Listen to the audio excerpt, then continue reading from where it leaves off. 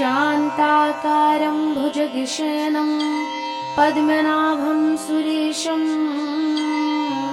विश्वाधारं गगनसदृशं मेघवर्णं शुभांगं लक्ष्मीकान्तं कमलनयनं योगिविद्यानिगम्यं वन्दे विष्णु भोगहरं सर्वलोकैकनाथम्। श्री सत्यनारायण भगवान की जय। श्री सत्यनारायण व्रत कथा पहला अध्याय। एक समय नैमिषारण्य तीर्थ में शौनकादि 88,000 ऋषियों ने श्री सूत जी से पूछा, हे प्रभु, इस कलयुग में वेद विद्या रहित मनुष्यों को प्रभु भक्ति किस प्रकार मिलेगी तथा उनका उद्धार कैसे होगा। इसीलिए हे मुनि श्रेष्ठ, कोई ऐसा तप कहिए जिससे थोड़े समय में पुण्य प्राप्त होवे तथा मनवांछित फल मिले। वह कथा सुनने की हमारी बड़ी इच्छा है। सर्वशास्त्र ज्ञाता श्री सूत जी बोले, हे वैष्णवों में पूज्य, आप सबने प्राणियों के हित की बात पूछी है। अब मैं उस श्रेष्ठ व्रत को आप लोगों से कहूँगा जिस व्रत को नारद जी ने लक्ष्मी नारायण से पूछा था और लक्ष्मीपति ने मुनि श्रेष्ठ नारद से कहा था, सो ध्यान से सुनो। एक समय योगी राज नारद जी दूसरों के हित की इच्छा से अनेक लोकों में घूमते हुए मृत्यु लोक में आ पहुँचे। यहाँ अनेक योनियों में जन्मे हुए प्रायः सभी मनुष्यों को अपने कर्मों द्वारा अनेकों दुखों से पीड़ित देखकर सोचा, किस यत्न के करने से निश्चय ही प्राणियों के दुखों का नाश हो सकेगा। ऐसा मन में सोचकर विष्णु लोक को गए। वहाँ श्वेत वर्ण और 4 भुजाओं वाले देवों के ईश नारायण को देखकर, जिनके हाथों में शंख चक्र गदा और पद्म था, वरमाला पहने हुए थे, तो नारायण को देखते ही नारद जी स्तुति करने लगे और कहे, हे भगवान, आप अत्यंत शक्ति से संपन्न हैं। मन तथा वाणी भी आपको नहीं पा सकती। आपका आदि मध्य अंत कुछ भी नहीं है। निर्गुण स्वरूप सृष्टि के आदिभूत व भक्तों के दुखों को नष्ट करने वाले हो। आपको मेरा नमस्कार है। नारद जी से इस प्रकार की स्तुति सुनकर विष्णु भगवान बोले, हे मुनि श्रेष्ठ, आपके मन में क्या है? आपका किस काम के लिए आगमन हुआ है? निसंकोच कहो। तब नारद मुनि बोले, मृत्यु लोक में सब मनुष्य जो अनेक योनियों में पैदा हुए हैं, अपने अपने कर्मों के द्वारा अनेक प्रकार के दुखों से दुखी हो रहे हैं। हे नाथ, मुझ पर दया रखते हो तो बताओ कि उन मनुष्यों के सब दुख थोड़े से ही प्रयत्न से कैसे दूर हो सकते हैं। श्री भगवान जी बोले, हे नारद, मनुष्यों की भलाई के लिए तुमने बहुत ही अच्छी बात पूछी है। जिस काम के करने से मनुष्य मोह से छूट जाता है, वह मैं कहता हूँ, सुनो। बहुत पुण्य देने वाला स्वर्ग तथा मृत्यु लोक दोनों में दुर्लभ एक उत्तम व्रत है। आज मैं प्रेम वश होकर तुमसे कहता हूँ, सत्यनारायण का यह व्रत अच्छी तरह विधि पूर्वक करके मनुष्य आयु पर्यंत यहाँ सुख भोग कर मरने पर मोक्ष को प्राप्त होता है। श्री भगवान के वचन सुनकर नारद जी बोले, उस व्रत का फल क्या है, क्या विधान है और किसने यह व्रत को किया है और किस दिन यह व्रत करना चाहिए, विस्तार से कहे भगवान। तब भगवान बोले, दुख शोक आदि को दूर करने वाला, धन धान्य को बढ़ाने वाला, सौभाग्य तथा संतान को देने वाला यह व्रत सब स्थानों पर विजयी कराने वाला है। भक्ति और श्रद्धा के साथ किसी भी दिन मनुष्य श्री सत्यनारायण की शाम के समय ब्राह्मणों और बंधुओं के साथ धर्म पारायण होकर पूजा करे। भक्ति भाव से नैवेद्य, केले का फल, घी, दूध और गेहूं का चूर्ण या पंजीरी, गेहूं के अभाव में साठी का चूर्ण, शक्कर तथा गुड़ लें और सब भोज्य योग पदार्थ जमा करा के भगवान को अर्पण कर देवे तथा बंधुओं सहित ब्राह्मणों को भोजन करावे। इसके पश्चात स्वयं भोजन करें, नृत्य गीत आदि का मंगलाचरण करें। सत्यनारायण भगवान का स्मरण करते हुए समय व्यतीत करें। इस तरह व्रत करने पर मनुष्यों की इच्छा निश्चित पूरी होती है। विशेषकर कलिकाल में भूमि पर यही मोक्ष का सरल उपाय है। प्रथमो अध्याय संपूर्णम। द्वितीयो अध्याय। सूत जी बोले, हे ऋषियों, जिसने पहले समय में इस व्रत को किया है उसका इतिहास कहता हूँ, ध्यान से सुनो। सुंदर काशीपुरी नगरी में एक अत्यंत निर्धन ब्राह्मण रहता था। वह भूख और प्यास से बेचैन हुआ था, नित्य पृथ्वी पर घूमता था। ब्राह्मणों से प्रेम करने वाले भगवान ने ब्राह्मण को दुखी देखकर बूढ़े ब्राह्मण का रूप धरकर उसके पास जाकर आदर के साथ पूछे, हे विप्र, नित्य दुखी हुआ पृथ्वी पर क्यों घूमता है? हे श्रेष्ठ ब्राह्मण, यह सब मुझसे कहो, मैं सुनना चाहता हूँ। ब्राह्मण बोला, मैं निर्धन ब्राह्मण हूँ, भिक्षा के लिए पृथ्वी पर फिरता हूँ। हे भगवान, यदि आप इसका कोई उपाय जानते हो तो कृपा करके हमसे कहो। वृद्ध ब्राह्मण बोला कि सत्यनारायण भगवान मनवांछित फल देने वाले हैं, इसीलिए हे ब्राह्मण, तू उनका पूजन कर, जिसके करने से मनुष्य सब दुखों से मुक्त होता है। ब्राह्मण को व्रत का सारा विधान बताकर बूढ़े ब्राह्मण का रूप धारण करने वाले सत्यनारायण भगवान अंतर्ध्यान हो गए। जिस व्रत को वृद्ध ब्राह्मण ने बताया है, मैं उसको करूँगा। यह निश्चय करने पर उसे रात में नींद भी नहीं आई। वह सवेरे उठकर सत्यनारायण के व्रत का निश्चय कर भिक्षा के लिए चला। उस दिन उसे भिक्षा में बहुत सा धन मिला, जिससे बंधु बांधवों के साथ उसने सत्यनारायण भगवान का व्रत किया, पूजन किया। इसके करने से वह ब्राह्मण सब दुखों से छूटकर अनेक प्रकार की संपत्तियों से युक्त हुआ। उस समय से वह ब्राह्मण हर मास व्रत करने लगा।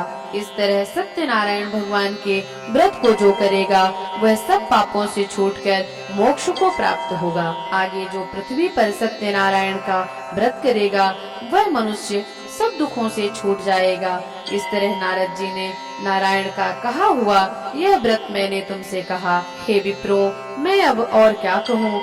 ऋषि बोले, हे मुनीश्वर, संसार में इस ब्राह्मण से सुनकर किस किसने इस व्रत को किया, हम वह सब सुनना चाहते हैं। इसके लिए हमारे मन में बड़ी श्रद्धा है। सूत जी बोले, हे मुनियों, जिसने इस व्रत को किया है वह सब सुनो। एक समय ब्राह्मण धन और ऐश्वर्य के अनुसार बंधु बांधवों के साथ व्रत करने को तैयार हुआ। उसी समय एक लकड़ी बेचने वाला बूढ़ा आदमी आया और बाहर लकड़ियों को रखकर ब्राह्मण के मकान में गया। प्यास से दुखी लकड़हारा उनको व्रत करते देखकर ब्राह्मण को नमस्कार कर कहने लगा कि आप यह अवश्य कर रहे हैं और इसके करने से क्या फल मिलता है, कृपा करके मुझसे कहो। ब्राह्मण ने कहा, सब मनोकामनाओं को पूरा करने वाला यह सत्यनारायण भगवान का व्रत है।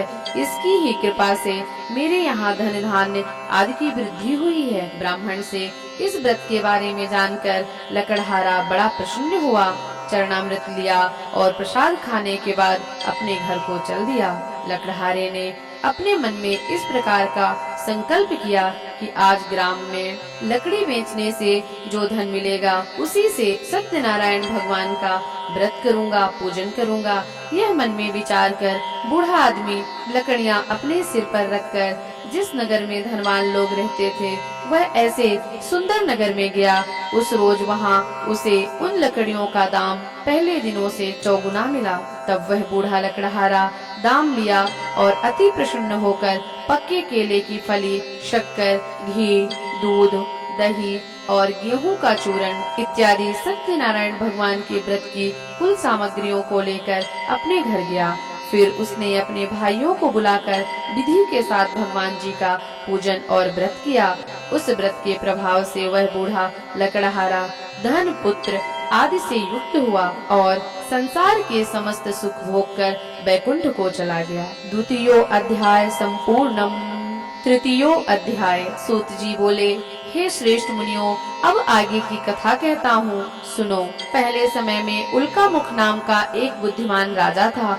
वह सत्यवक्ता और जितेंद्रिय था। प्रतिदिन देव स्थानों पर जाता तथा गरीबों को धन देकर उनके कष्ट दूर करता था। उसकी पत्नी कमल के समान मुख वाली और सती साध्वी थी। भद्रशिला नदी के तट पर उन दोनों ने श्री सत्यनारायण भगवान का व्रत पूजन किया। उस समय में वहाँ एक साधु वैश्य आया। उसके पास व्यवहार के लिए बहुत सा धन था।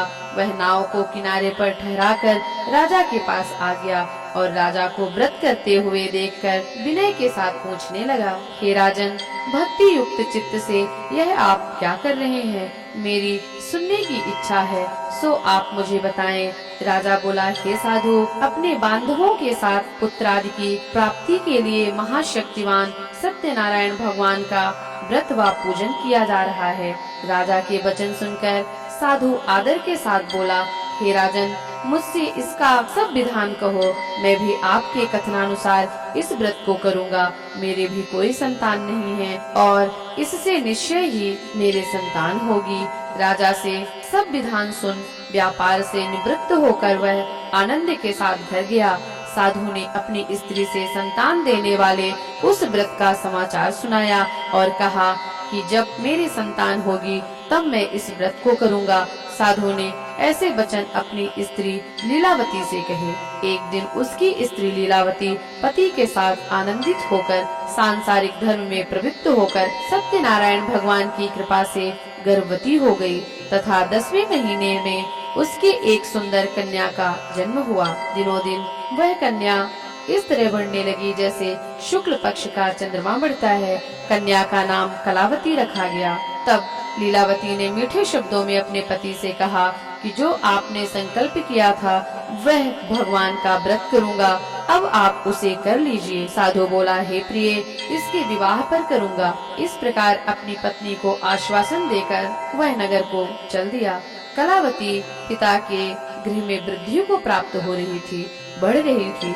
साधु ने जब नगर में सखियों के साथ अपनी पुत्री को देखा तो तुरंत दूत बुलाकर कहा कि पुत्री के वास्ते कोई सुयोग्य वर देख कर लाओ। साधु की आज्ञा पाकर दूत कंचन नगर पहुंचा और वहां पर बड़ी खोज और देखभाल कर लड़की के लिए सुयोग्य वर को ढूंढ लाया। उस योग्य लड़के को देखकर साधु ने अपने बंधु बांधवों सहित प्रसन्न चित्त अपनी पुत्री का विवाह उसके साथ कर दिया। किंतु दुर्भाग्य से विवाह के समय भी उस व्रत को वह करना भूल गया। तब भगवान क्रोधित हो गए और श्राप दिया कि तुम्हें दारुण दुख प्राप्त होगा। अपने कार्य में कुशल साधु बनिया जामाता सहित समुद्र के समीप स्थित रत्नपुर नगर में गया और वहाँ दोनों ससुर जमाई चंद्रकेतु राजा के उस नगर में व्यापार करने लगे। एक रोज भगवान सत्यनारायण की माया से प्रेरित होकर कोई चोर राजा का धन चुराकर भागा जा रहा था, किंतु राजा के दूतों को आता देखकर चोर ने घबराकर भागते हुए राजा के धन को वहीं चुपचाप रख दिया जहां वो ससुर जमाई ठहरे हुए थे। जब दूतों ने उस साधु वैश्य के पास राजा के धन को रखा देखा तो वे दोनों को बांध कर ले गए और प्रसन्नता से दौड़ते हुए राजा के समीप जाकर बोले, यह दो चोर हम पकड़ कर लाए हैं, देखकर आज्ञा दे। तब राजा की आज्ञा से उनको कठोर कारावास में डाल दिया गया और उनका सब धन छीन लिया। सत्यनारायण भगवान के श्राप द्वारा उनकी पत्नी भी घर में बहुत दुखी रहने लगी और घर पर जो धन रखा था चोर चुरा कर ले गए। शारीरिक व मानसिक पीड़ा तथा भूख प्यास से अति दुखित होकर अन्न की चिंता में कलावती एक ब्राह्मण के घर गई। वहां उसने सत्यनारायण भगवान का व्रत होते देखा, फिर कथा सुनी तथा प्रसाद ग्रहण कर रात को घर आई। माता ने कलावती से कहा, हे पुत्री, अब तक कहाँ रही व तेरे मन में क्या है? कलावती बोली, हे माता, मैंने एक ब्राह्मण के घर श्री सत्यनारायण भगवान का व्रत देखा है। कन्या के वचन सुनकर लीलावती भगवान के पूजन की तैयारी करने लगी। लीलावती ने परिवार और बंधुओं सहित श्री सत्यनारायण भगवान का पूजन किया और मांगा कि मेरे पति और दामाद शीघ्र आ जावे। साथ ही प्रार्थना की, हम सबका अपराध क्षमा करो। सत्यनारायण भगवान इस व्रत से संतुष्ट हो गए और राजा चंद्रकेतु को स्वप्न में दर्शन देकर कहा, हे राजन, दोनों वैश्यों को प्रातः ही छोड़ दो और उनका सब धन जो तुमने ग्रहण किया है उन्हें वापस कर दो, नहीं तो मैं तेरे धन धान्य और राज्य पुत्र आदि सब नष्ट कर दूंगा। राजा से ऐसे वचन कहकर भगवान अंतर्ध्यान हो गए। प्रातः काल राजा चंद्रकेतु ने सभा में अपना स्वप्न सुनाया। फिर दोनों वणिक पुत्रों को कैद से मुक्त करके सभा में बुलाया। दोनों ने आते ही राजा को नमस्कार किया। राजा मीठे वचनों से बोला, हे महानुभावों, भावी वश ऐसा कठिन दुख प्राप्त हुआ है, अब तुम्हें कोई भय नहीं है। ऐसा कहकर राजा ने उनको नए नए वस्त्राभूषण पहनाए तथा उनका जितना धन लिया था उससे दुगना धन देकर आदर सहित विदा किया। दोनों वैश्य अपने घर को चल दिए। तृतीयो अध्याय संपूर्णम। चतुर्थो अध्याय। सूत जी बोले, वैश्य ने मंगलाचार करके यात्रा आरंभ की और अपने नगर को चला। उनके थोड़ी दूर निकलने पर दंडी वेशधारी सत्यनारायण ने उनसे पूछा, हे साधु, तेरी नाव में क्या है? अभिमानी वणिक हंसता हुआ बोला, हे दंडी, आप क्यों पूछते हो? क्या धन लेने की इच्छा है? मेरी नाव में तो बेल और पत्ते भरे हैं। वैश्य का कठोर वचन सुनकर भगवान ने कहा, तुम्हारा वचन सत्य हो। दंडी ऐसा कहकर वहाँ से दूर चले गए और कुछ दूर जाकर समुद्र के किनारे बैठ गए। दंडी के जाने पर वैश्य ने नित्य क्रिया करने के बाद नाव को ऊंची उठी देखकर अचंभा किया और नाव में बेल पत्ते आदि देखकर मूर्छित हो गया। फिर मूर्छा खुलने पर अत्यंत शोक प्रकट करने लगा। उसका दामाद बोला कि आप शोक ना करें, यह दंडी का शाप है, अतः उनकी शरण में चलना चाहिए, तभी हमारी मनोकामना पूरी होगी। दामाद के वचन सुनकर वह दंडी के पास पहुंचा और अत्यंत भक्ति भाव से नमस्कार करके बोला, मैंने जो आपसे असत्य वचन कहे थे उनको क्षमा करो। ऐसा कहकर महान शोकातुर हो रोने लगा। तब दंडी भगवान बोले, हे वणिक पुत्र, मेरी आज्ञा से बार बार तुम्हें दुख प्राप्त हुआ है, तू मेरी पूजा से विमुख हुआ। साधु बोला, हे भगवान, आपकी माया से मोहित ब्रह्मा आदि भी आपके रूप को नहीं जानते, तब मैं अज्ञानी कैसे जान सकता हूँ? आप प्रसन्न होइए, मैं सामर्थ्य के अनुसार आपकी पूजा करूंगा। मेरी रक्षा करें प्रभु, और पहले के समान नौका में धन धान्य भर दो। उसके भक्ति युक्त वचन सुनकर भगवान प्रसन्न होकर उसकी इच्छा अनुसार वर देकर अंतर ध्यान हो गए। तब उन्होंने नाव पर आकर देखा कि नाव धन से परिपूर्ण है। फिर वह भगवान सत्यनारायण का पूजन कर साथियों सहित अपने नगर को चल दिया। अब अपने नगर के निकट पहुंचा, तब दूत को घर भेजा। दूत ने साधु के घर जाकर उसकी स्त्री को नमस्कार कर कहा कि साधु अपने दामाद सहित इस नगर के समीप आ गए हैं। ऐसा वचन सुनकर साधु की स्त्री ने बड़े हर्ष के साथ सत्यदेव का पूजन कर रही थी। पुत्री से कहा, मैं अपने पति के दर्शन को जाती हूँ, तू कार्य पूर्ण कर शीघ्र आ जाना। माता के ऐसे वचन सुनकर कलावती प्रसाद छोड़कर पति से मिलने चली गई। प्रसाद की अवज्ञा के कारण भगवान सत्यनारायण रुष्ट हो गए। उसके पति को नाव सहित पानी में डुबो दिया। कलावती अपने पति को ना देखकर रोती हुई जमीन पर गिर पड़ी। इस तरह नौका को डूबा हुआ तथा कन्या को रोता हुआ देखकर साधु दुखी हुआ और बोला, हे प्रभु, मुझसे या मेरे परिवार से जो भूल हुई है उसे क्षमा कर दीजिए। उसके दीन वचन सुनकर भगवान सत्यनारायण प्रसन्न हो गए और आकाशवाणी हुई, हे साधु, तेरी कन्या मेरे प्रसाद को छोड़कर आई है, इसीलिए इसका पति अदृश्य हुआ है। यदि वह घर जाकर प्रसाद खाकर लौटे तो इसके पति अवश्य मिल जाएंगे। ऐसी आकाशवाणी सुनकर कलावती ने घर पहुंचकर प्रसाद खाया, फिर आकर पति के दर्शन किए। तत्पश्चात साधु ने बंधु बांधवों सहित भगवान सत्यनारायण का विधि पूर्वक पूजन किया। उस दिन से वह पूर्णिमा को सत्यनारायण का पूजन करने लगा। फिर इस लोक का सुख भोग कर अंत में स्वर्ग लोक को प्राप्त हुआ। चतुर्थो अध्याय संपूर्णम। पंचमो अध्याय। सूत जी बोले, हे ऋषियों, मैं और भी कथा कहता हूँ, सुनो। प्रजापालन में लीन तुंगध्वज नाम का एक राजा था। उसने भी भगवान का प्रसाद त्याग कर बहुत दुख पाया। एक समय वन में जाकर वन्य पशुओं को मारकर बड़ के पेड़ के नीचे आया। वहाँ उसने ग्वालों को भक्ति भाव से बांधवों सहित सत्यनारायण जी का पूजन करते देखा। राजा देखकर भी अभिमानवश वहाँ नहीं गया और ना नमस्कार किया। तब ग्वालों ने भगवान का प्रसाद उसके सामने रखा तो वह प्रसाद को त्याग कर अपनी सुंदर नगरी को चल दिया। वहीं उसने अपना सब कुछ नष्ट पाया तो वह जान गया कि यह सब भगवान ने किया है। तब वह विश्वास करने लगा और ग्वालों के समीप गया और विधि पूर्वक पूजन कर प्रसाद लिया। तो सत्यनारायण भगवान की कृपा से पहले जैसा था वैसा ही हो गया। फिर दीर्घ काल तक सुख भोग कर मरने पर स्वर्ग लोक हो गया। जो मनुष्य इस परम दुर्लभ व्रत को करेगा, भगवान की कृपा से उसे धन धान्य की प्राप्ति होगी। बंदी बंधन से मुक्त होकर निर्भय हो जाता है।